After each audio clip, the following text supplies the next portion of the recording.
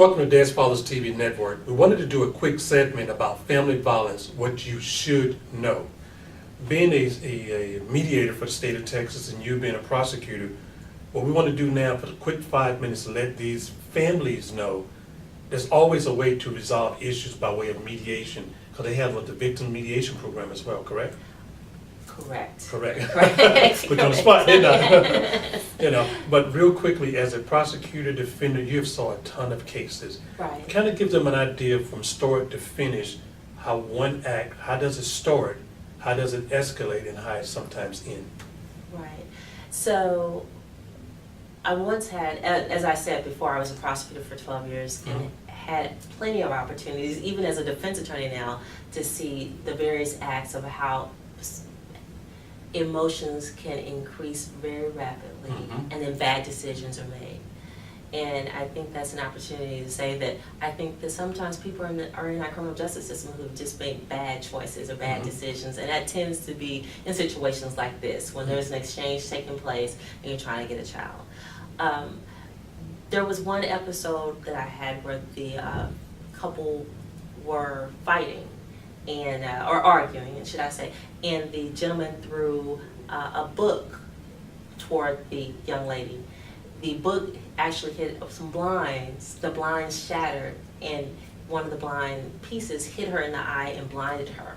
Wow. And he was charged with first-degree ag assault, serious bodily injury, deadly weapon, and he was sentenced to 15 years in jail or in penitentiary, and just because of that. So that's how things can go wrong very quickly. Very quickly, wow. So what I like to tell my clients now as a defense attorney is, and what I've told victims when I was a prosecutor, is that you have to have good conflict resolution.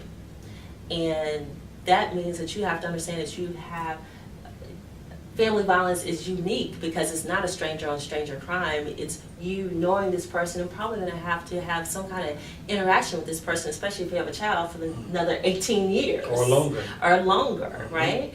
So if you find yourself, try to get family counseling, try to have that good conflict resolution, try to figure out how can we work together. But let's just say that's implausible, and you're just going to be in a strained relationship with this person and you have to interact because you have a child. What do you need to do? The first thing I would tell you is that you want to make sure that you always have your court order with you, so that if you do go to the person's house and they don't want to let you in or they don't want to give you the child, you can always call the police and try to get it enforced, right? And that's why you have a court order.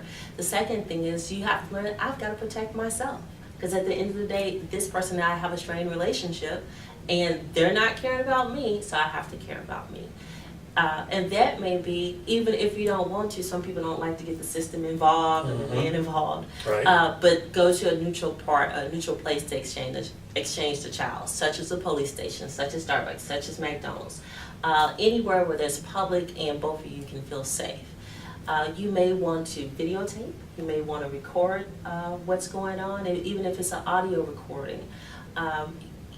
Keep all emails, Facebook messages, text messages that may show that this person has an aggressive behavior. And I say keep them you never know when you may need it. Don't ever erase, because it may be 6 months, a year, 2 years from now, where those things may come into play and come handy. There's so much to say on that, right. But the big thing is always protect yourself, and you can never do too much or too little. And this advice goes both ways. We are catering some of this information toward fathers, because generally we're the one receiving it. However, as a mother, don't be on the receiving end of it where you was too aggressive and you actually could lose your child. Right. And that I've had scenarios like that as well, where people have tried to retain or have retained me to represent them. If you're aggressive, you may be in a situation, any party, and that may be the mother included. I've had mothers have their children taken away or and giving custody to the father, where they're now on standard visitation and they're now paying child support because they were aggressive. So you don't want to be in that situation either. And I just think it's both parties having to work together to say, this person is my child's parent, and they need them just as much as they need me. Right. So we need to figure out how we're gonna work together. Because quiet as it's kept, at some point, you guys like each other enough to lay down to conceive this child. Right. So with that, as my daddy used to say, fake it until you can make it, you know? Because if you can't do it for 5 minutes, then perhaps you should completely evaluate the exchange process, period, and that you can contact a family law attorney. In short, as Attorney McIntosh is saying, one emotional act can destroy you for the rest of your life. Right. Mothers, fathers, is it worth it? This is Family Violence, a quick segment on Dad's Fathers TV Network. We appreciate you tuning in. Thank you.